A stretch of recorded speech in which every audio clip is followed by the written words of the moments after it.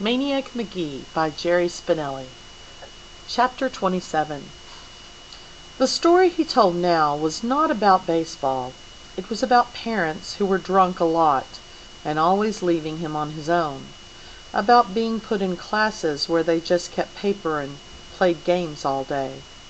About a teacher who whispered to a principal just outside the classroom door, "This bunch will never learn to read a stop sign."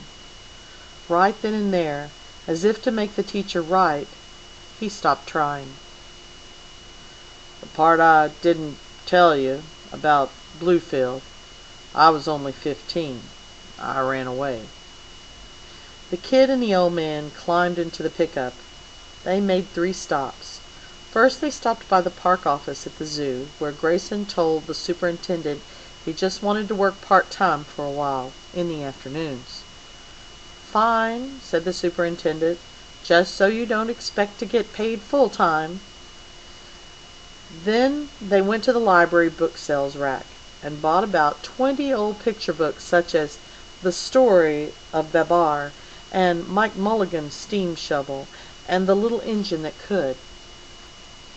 Then they went to Woolworth's for a small portable blackboard and a piece of chalk.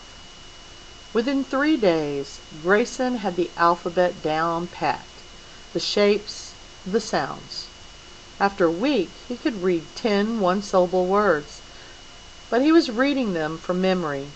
It took another couple of weeks before he began to get the hang of sounding out words he had never seen before. The old man showed an early knack for consonants. Sometimes he got M and N mixed up, but the only one that gave him trouble day in and day out was C.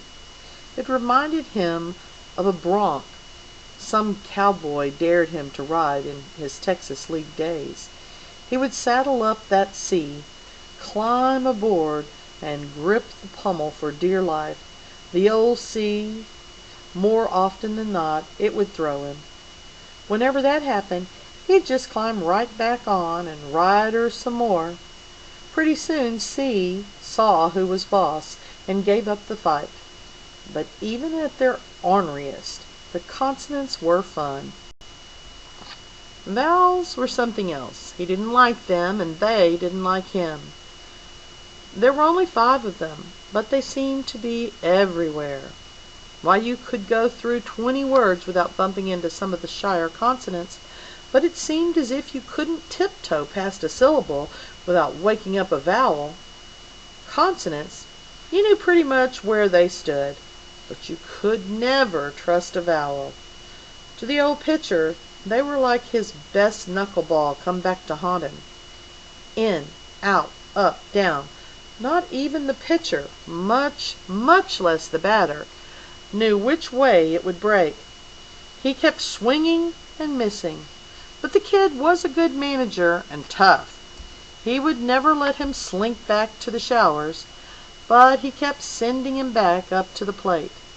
The kid used different words, but in his ears the old minor leaguer heard, "Keep your eye on it," "Hold your swing," "Watch it all the way in," "Don't be anxious, just make contact." And soon enough, that's what he was doing, nailing those vowels on the button, riding them from consonant to consonant, syllable to syllable, word to word. One day, the kid wrote on the blackboard, "I see the ball," and the old man studied it a while and said, slowly, gingerly, "I see the ball." Maniac whooped, "You're reading!" "I'm reading!" yipped the old man. His smile was so wide he'd have had to break it into sections to fit it through a doorway.